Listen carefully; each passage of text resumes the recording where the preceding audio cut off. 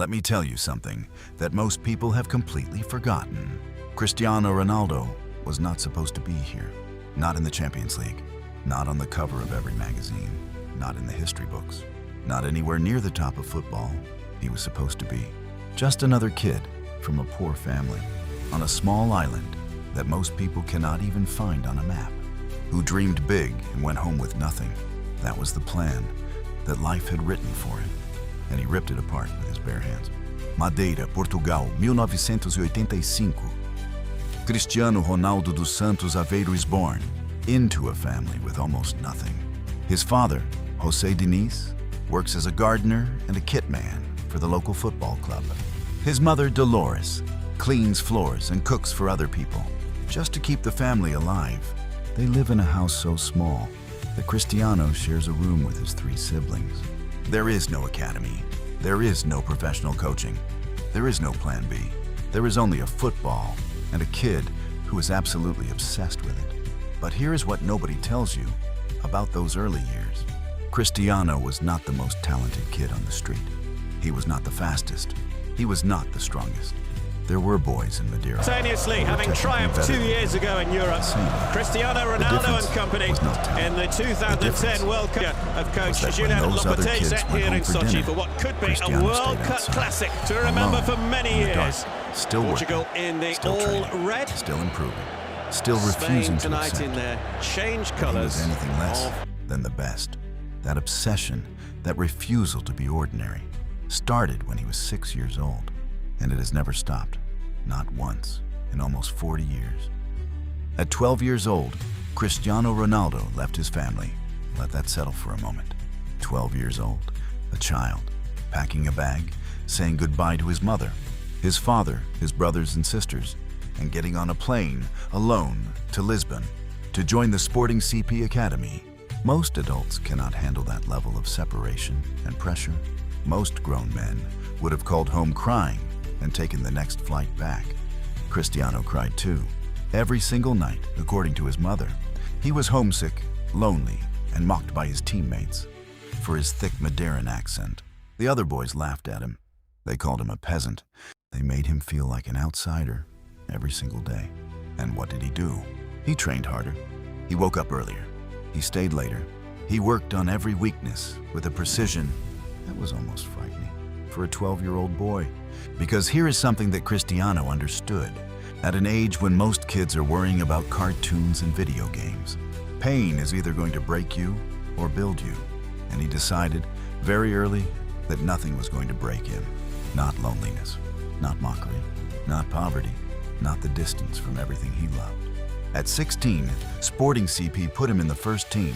At 17, he played a pre-season friendly against Manchester United and was so good that the United players went to Sir Alex Ferguson at half-time and begged him to sign this kid immediately.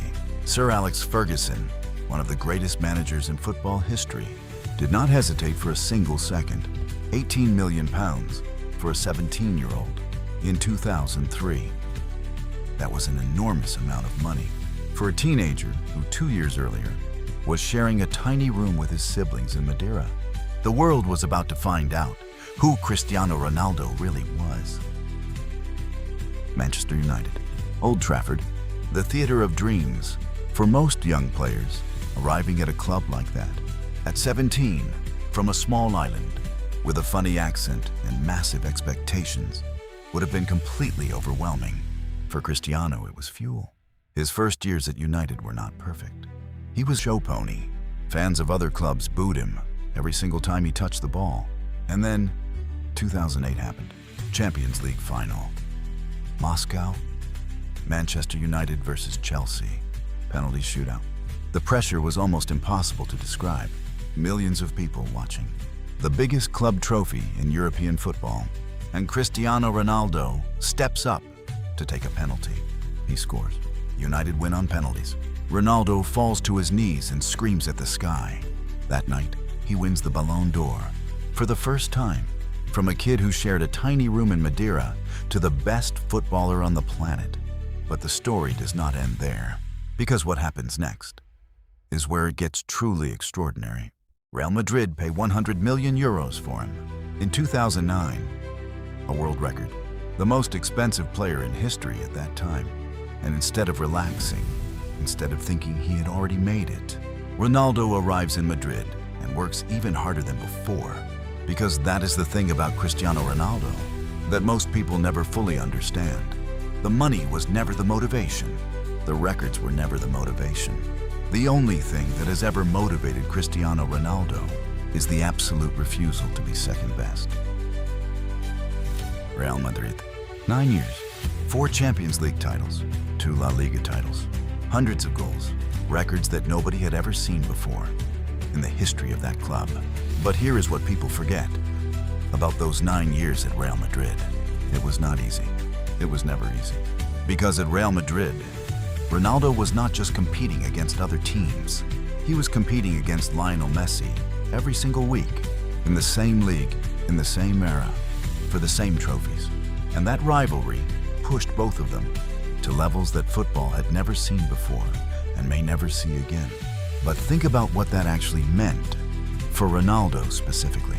Every year, every single year, the entire world was watching to see who was better. Every goal was compared. Every trophy was compared. Every Ballon d'Or vote was a public judgment on who was the greatest human being in football. Most players would have collapsed under that pressure.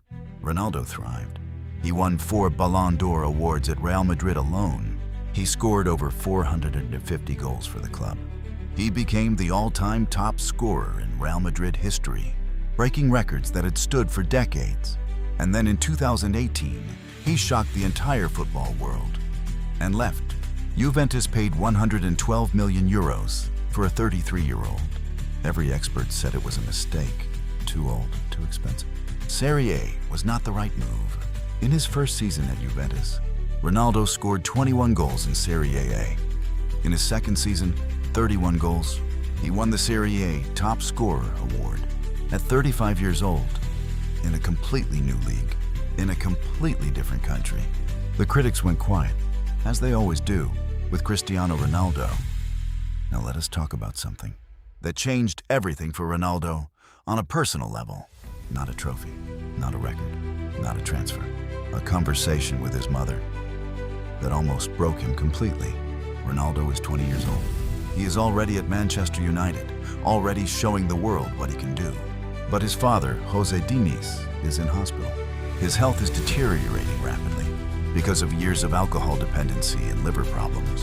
Ronaldo flies back to Madeira to be with his family. His father passes away that same year.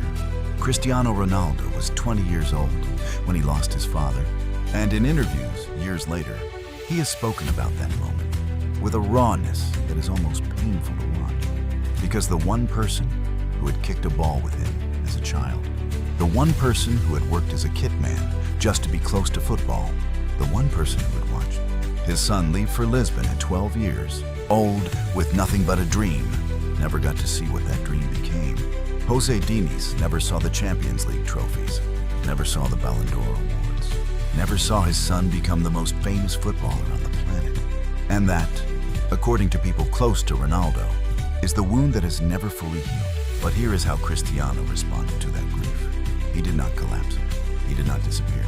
He did not use it as an excuse. He channeled it. He used every single drop of that pain as motivation to become something so extraordinary that his father's memory would never be forgotten. Every goal since 2005 has been dedicated in some way to that man. That is not a football story anymore. That is a human story. And that is why even people who have never watched a single football match in their life feel something when they hear the name Cristiano Ronaldo. Let us fast forward to 2016, the moment that defined Ronaldo's relationship with his country forever. UEFA Euro 2016, France. Portugal versus France in the final in Paris. Ronaldo starts the game, gets injured in the first half, and is forced off the pitch in tears on a stretcher. For any other player, that is the end of the story. You sit in the stands, you watch, you hope. Not Ronaldo.